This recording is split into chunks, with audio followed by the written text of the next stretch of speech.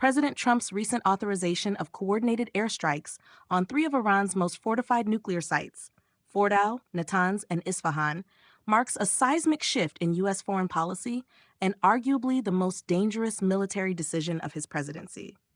The move not only contradicts Trump's repeated campaign vows to steer the United States away from endless wars and avoid what he frequently mocked as stupid wars, but also risks dragging the U.S. into a broader Middle Eastern conflict with unpredictable consequences. According to defense officials, the strikes were carried out using a combination of Tomahawk cruise missiles launched from U.S. Navy warships in the region and precision-guided bunker buster bombs dropped from long-range bombers. These munitions were specifically chosen to penetrate the heavily fortified underground facilities that house Iran's uranium enrichment technology. Within hours of the strikes, President Trump took to national television, declaring the operation a complete success, stating that Iran's key nuclear sites have been completely and fully obliterated. He emphasized that this action sent a clear message to the Iranian regime and insisted that it was a long overdue response to years of provocation and aggression. This military action came on the heels of months of failed diplomacy. Since early 2025, the Trump administration had engaged in back-channel talks with Iran through intermediaries in Oman and Italy, hoping to negotiate a revised version of the Joint Comprehensive Plan of Action, JCPOA, the nuclear agreement that Trump had withdrawn from in his first term. Despite economic sanctions crippling Iran's economy, Tehran continued advancing its nuclear program and, according to recent U.S. intelligence reports, was dangerously close to achieving weapons-grade uranium enrichment. By mid-June, negotiations had broken down completely. Advisors close to the president reportedly warned that time was running out, and without direct intervention, Iran could become a nuclear-armed state within months.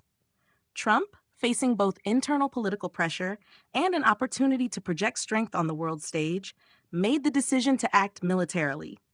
In his public remarks, Trump invoked the deaths of over 1,000 Americans, blaming Iranian-backed militias operating in Iraq and Syria for sustained attacks over the years. He portrayed the strike as a long overdue reckoning, not just a strategic military decision, but a moral imperative. For over 40 years, Iran has been chanting, "Death to America." That ends now, he declared. The bully of the Middle East must be brought to justice, and I have done what others failed to do. He also issued a chilling ultimatum. If Iran retaliates or continues its nuclear ambitions, other targets will follow. The domestic political reaction was swift and divisive. Leading Democratic lawmakers, including Senate and House leadership, accused the president of bypassing Congress and violating the War Powers Resolution. They claimed that Trump had not adequately consulted with military and intelligence leaders, nor provided Congress with a clear justification or strategic roadmap. Some went further, calling the strike an impeachable offense, alleging that the president had misled the public about Iran's immediate threat level. Several emergency sessions of Congress were held behind closed doors as lawmakers debated whether to limit Trump's war-making powers or launch investigations into the decision-making process that led to the strike. Meanwhile, national security experts, both former and current, expressed serious concerns about the potential fallout. While the strike may have delayed Iran's nuclear timeline, it could also galvanize Tehran and its regional proxies to retaliate against U.S. assets, allies, or military installations. Groups like Hezbollah in Lebanon, the Houthis in Yemen, and Shia militias in Iraq and Syria, all of whom maintain deep ties to Iran's Revolutionary Guard, could be mobilized to strike in asymmetric ways. Analysts fear cyber attacks, drone strikes, or coordinated missile assaults on American troops and bases across the Middle East. Even Israel, a longtime critic of the JCPOA and supporter of a tougher U.S. stance, has reportedly entered high alert, anticipating retaliatory strikes on its territory. Iran's initial public response was measured but ominous. State media reported that the regime was assessing the damage and would respond in a time, place, and manner of its choosing.